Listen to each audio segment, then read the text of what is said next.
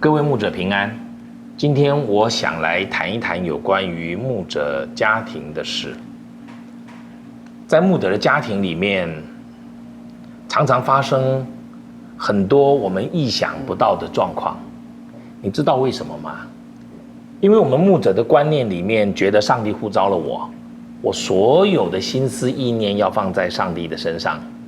所以我们可能没有足够的时间花在配偶上面。这个部分我们会花很多的时间跟大家分享。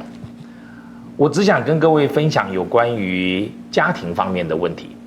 因为这个牵涉牧者本人的心态，所以我今天请秋华来这边陪我，可是主要我来讲一讲我们的心态，就是作为一个牧者，我们整个的观念好像都要放在上帝的身上。这个没有错，我不能说这是不对的，可是到了一个地步，我们忽略掉的那一个部分，其实正好破坏了我们的服事。因为如果我们是一个单身的，或者上帝只给我们呼召，那没有问题啊，因为我们全心全意在他的身上。天主教就是这样啊，他们的神父不准许婚姻有很多的原因，其中一个原因是专注在上帝。因为这个缘故，神父他们有很多要学习的。可是对于我们这些做牧者的，上帝给我们在地上，或许我们单身，有男传道一辈子单身，或者有女传道一辈子单身的。但是如果上帝给牧者是有婚姻的，甚至有家庭的，我们最常忽略到的就是我们的配偶，这个我们会谈。但是我们的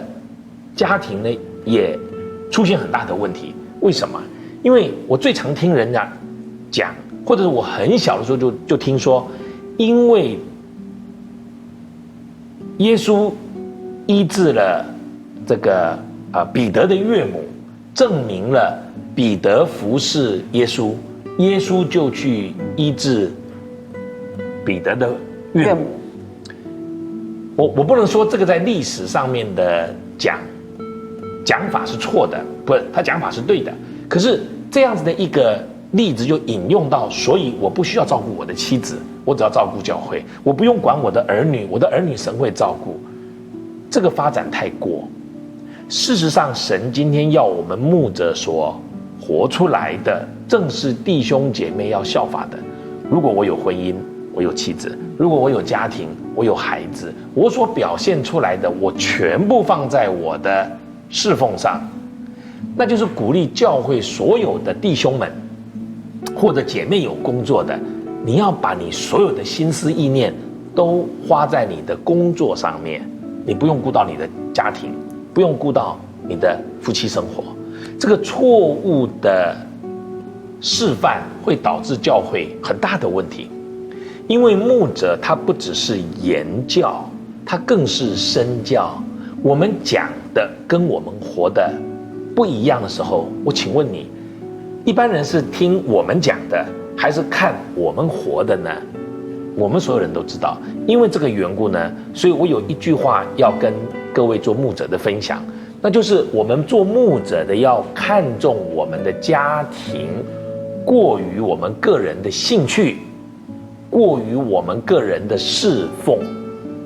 而且要跟家人发展共同的兴趣和嗜好。换句话说，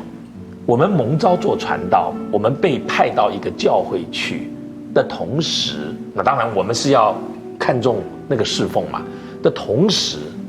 我们是要在教会里面活出一个牧者家庭应该有的样子。我想不需要举例太多这样子的例子的。夫妻不和我们就不说了，孩子后来出了很大的问题的，我们都不能把责任推到上帝，我们也不能把责任推到这个世界，我们也不能把这个责任推到教会的弟兄姐妹不爱我们牧者家庭。其实我们没有做好，我们需要花时间陪伴我们的儿女。起初我们两个结婚的时候呢，因为我们是一个牧者家庭，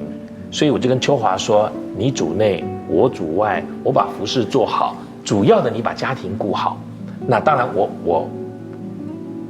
花不少时间，有人说李长老你这么忙，你哪里有时间陪孩子呢？我常常算给他们听，在我的孩子读高中以前，我每一天的早上，礼拜一到礼拜六都是特早起来，预备好早餐。我们是全家一起吃早餐的，孩子还没起来，我们餐桌都摆好了，所以早餐是他们比较轻松的时间。虽然他们要去上课，可是我们给他们很安全的感觉。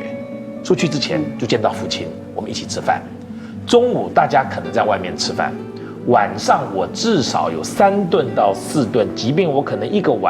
礼拜有5个晚上不在家，我也先回来吃完饭，我再出去，让孩子感觉到爸爸在。秋华也常常提醒我说，儿子如果你不花时间，将来他就只像女人而不像男人。那这些都是我们需要花的，所以作为一个牧者，你需要花时间在你的家庭里面，而且我们要看重我的家庭，请你注意听，要过于我们个人的兴趣，还有过于我们的侍奉。我们常常拿侍奉来逃避家庭，就好像很多人在外面工作一样，他拿事业来逃避家庭是一样的。我们不要把上帝拿出来做挡箭牌，说我服侍上帝，所以我不顾我的家庭。我们家庭有我们家庭的嗜好，我们家庭有几个嗜好，音乐，我们的儿女都会弹琴，当然是我们花时间培养他们。然后他们弹琴的时候，我们可以一家4口站在琴的旁边